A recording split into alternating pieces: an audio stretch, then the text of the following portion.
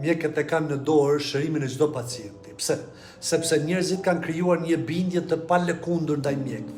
Nëse një mjek e kupton qoftë edhe pak fuqinë e besimit që pacienti ka tek ai, e ka në dorë të jap atij pacienti pikërisht ato që i duhet më shumë.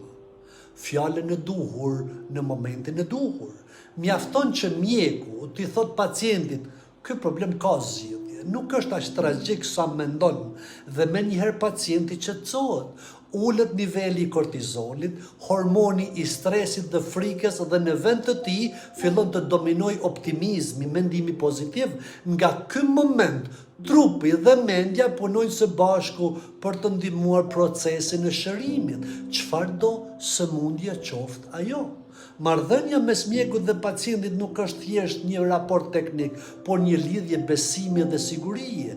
Trupi dhe mendja janë të ndërlidhur thellësisht. Kur pacienti ndjen që është në duar të sigurta, kur fjalët e mjekut janë të ngrohta dhe të sinqerta, ato fjalë nuk janë vetëm ngushëllim, janë terapi me vete. Studimet në psikologjinë shëndetësore tregojnë se pritshmëritë pozitive, shpresat dhe ndjesia e kontrollit ndihmojnë ndjeshëm në përmirësimin e simptomave dhe në përshpejtimin e procesit të shërimit.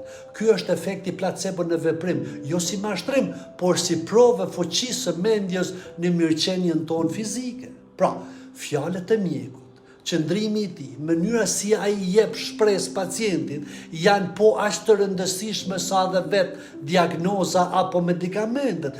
Mjeku që kupton këtë nuk shëron vetëm trupin, ai ndihmon edhe shpirtin. Ju falemnderit dhe mirupafshim.